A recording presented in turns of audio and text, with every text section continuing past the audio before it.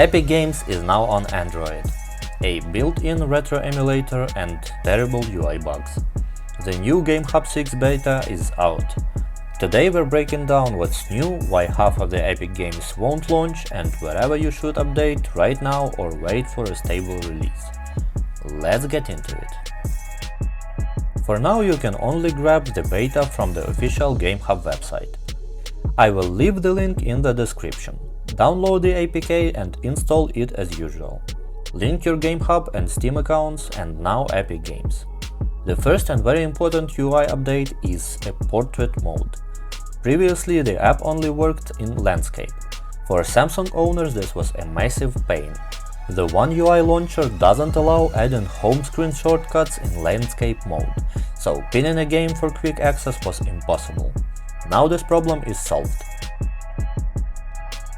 And overall the vertical interface in the menus feels much more convenient.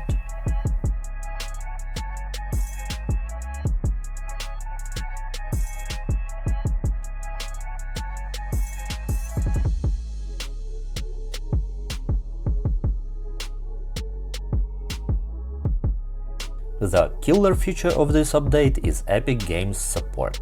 Since Epic has been giving away top-tier titles for free for years, your smartphone library can now be massive without spending a single dime. But there is a big but. It's a beta, and it runs rough. Ghostbusters, the video game, remastered, and Tomb Raider downloaded and launched without any issues. However, Dying Light and Just Cause 4 throw an error demanding the Epic Games launcher to be running. For some reason, the system doesn't recognize the built-in GameHub launcher for all games.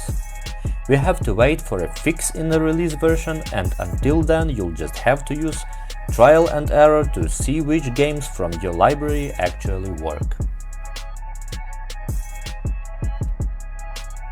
The app itself currently feels like a budget Android phone from 2010. The UI lags heavily, scrolling feels like it's running at 15 frames per second, tabs might not open or they just crash the app entirely. The keyboard bug is incredibly annoying. You type text into the search bar and everything freezes dead. The only fix is minimizing and reopening the app. But the real hardcore issue is the external SSD bug.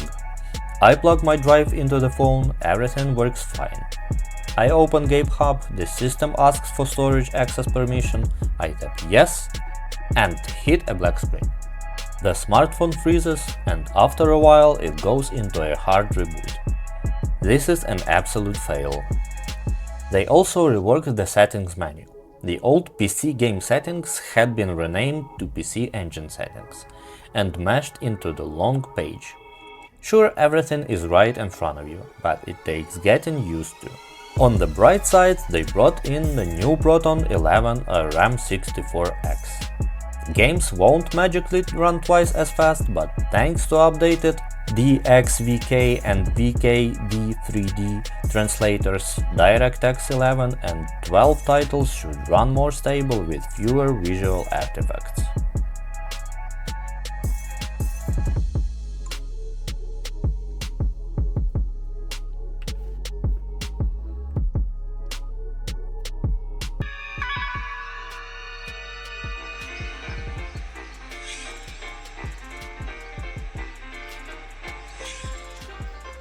Now for the gameplay.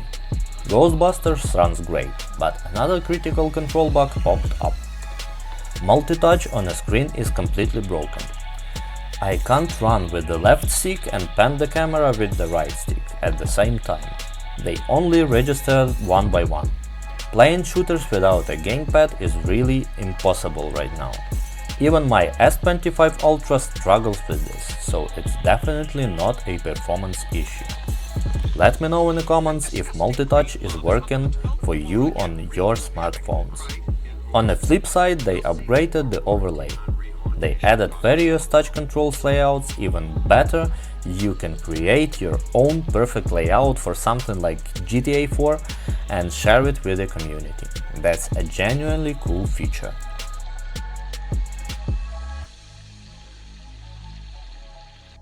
Finally, the Retro tab. GameHub integrated its own retro console emulator with its own interface. You can download games directly within the hub or just import your own folders with ROMs. It supports the classics.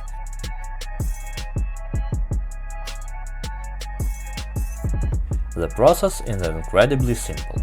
Download the files to your phone, import the folder, and GameHub automatically detects which console it is. For playing without a gamepad, they made convenient virtual buttons, styled like a classic Game Boy.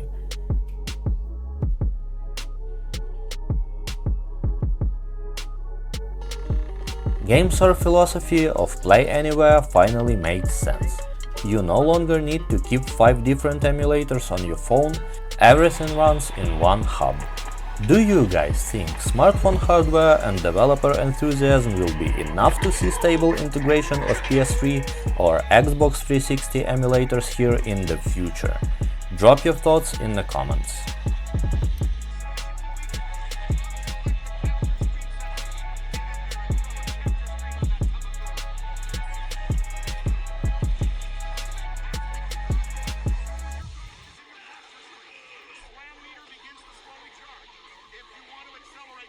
The GameHub 6 beta is a massive step forward thanks to Epic Games support and retro library, but the technical state of the app itself is honestly terrible right now. If you play with gamepad and are willing to tolerate UI freezes and the risk of your phone rebooting just for free Epic Games, go ahead and update.